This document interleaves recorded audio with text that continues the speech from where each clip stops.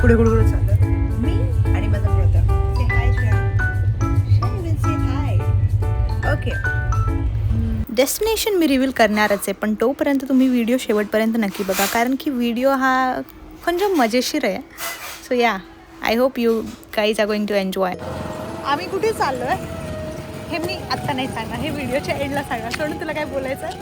सोडून कुठे आपण हां, आम्ही तुम्हाला व्हिडिओच्या एंडमध्ये सांगणार आहे. मी छान ड्रेसअप झाली आहे आणि फ्रेश मेकओवर देऊयात त्याला थोड्या वेळात. ठीक आहे, चलो मिळते आहे. आम्ही स्टेशनवरून मंदिराकडे जाताना रस्ता इतका सुंदर होता, खरंच की मन भरून आलं. आणि त्यात माझा भाऊ इंट्रोवर्ट आहे, तो जास्त काही बोलत नाही, तो बोलणारच नाही आहे. पण आजचा हा प्रवास आमच्यासाठी खूप खास आहे. माझा भाऊ कॅमेरासमोर कधीच जास्त येत नाही. तो नेहमी कॅमेऱ्याच्या मागे राहतो, शांतपणे सगळं ऑब्झर्व करतो. त्याला गर्दीत जास्त बोलणं आवडत नाही, पण तो प्रत्येक गोष्टीत खूप लक्षपूर्वक बघतो. तो त्या टाईपचा आहे जो फोटो काढण्यापेक्षा मोमेंट्स फील करतो. आणि मी आहे extreme extrovert when it comes to camera. Yeah so थोडा हळूहळू माझ्यासोबत राहून तोही शिकेल. दोन्ही बाजूला हिरवळ, छोटे लोकल हाऊसेस, शांत रस्ते आणि हलकी थंड हवा, एकदम पीसफुल वाईब. मस्त. त्या ऑटो राईडमध्ये मला असं वाटलं की आपण रशमध्ये नाही आहोत, आपण खरंच ट्रॅव्हल एन्जॉय करतोय.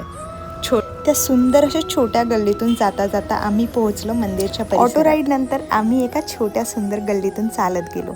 ती गल्ली खूप छान लोकल शॉप्सने भरलेली, साधी लोकं आणि एकदम काम ॲटमॉस्फिअर.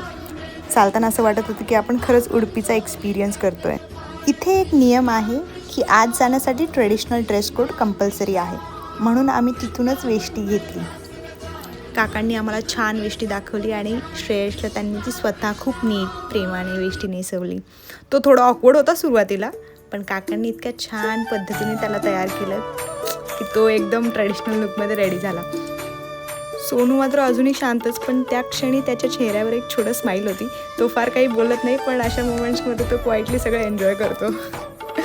आणि या, नाव ही इज रेडी. टडा. आणि मग आम्ही पोहोचलो पवित्र अशा श्रीकृष्ण मंदिराच्या परिसरात. सुंदर असं वातावरण होतं ते. आणि मेन म्हणजे आपण मल्लीपू कसं काय विसरू शकतो गाईज. मल्लीपू is mandatory.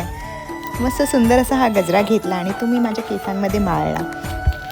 अँड या, वेन इट कम्स टू मल्लीपू मला कॉम्प्रोमाइज नाही आवडत, मला पाहिजे म्हणजे पाहिजे. आणि ह्या मल्लीपूने माझा लुक कंप्लीट झाला and I am very happy. परिसरात शांतता, स्वच्छता आणि शिस्त खूप जाणवते. घंटांचा आवाज, शंखनाद आणि फुलांचा सुगंध सगळं मिळून एक वेगळीच आध्यात्मिक वाईब तयार होते. श्रीकृष्ण मंदिर हे उडपीमधील एक अत्यंत प्रसिद्ध आणि प्राचीन कृष्ण मंदिर आहे. हे फक्त एक मंदिर नाही, तर संपूर्ण आध्यात्मिक परंपरेचं केंद्र मानलं जातं.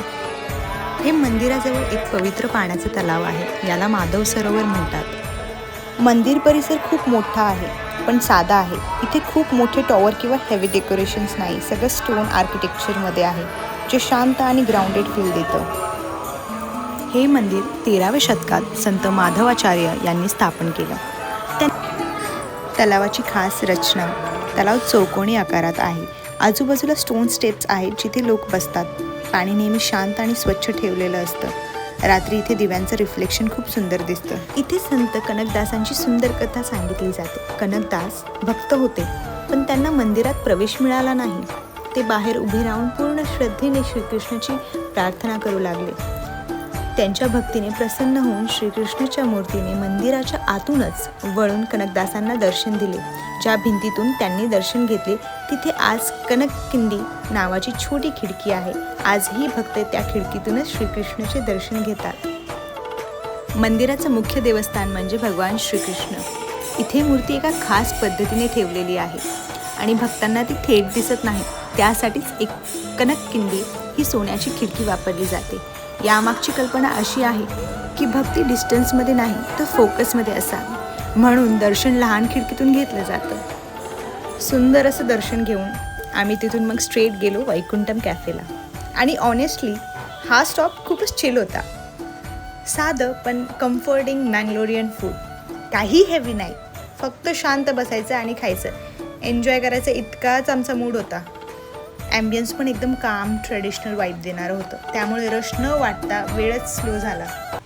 टेम्पलचं स्पिरिच्युअल फील आणि इथे कॅफेमधला शांत ब्रेक दोन्ही मिळून ट्रिपला एकदम बॅलेन्स्ड एंडिंग मिळाली. आणि जर तुम्हाला ब्लॉग आवडला असेल तर प्लीज लाईक करा, शेअर करा आणि सबस्क्राईब करायला विसरू नका. Bye, take care.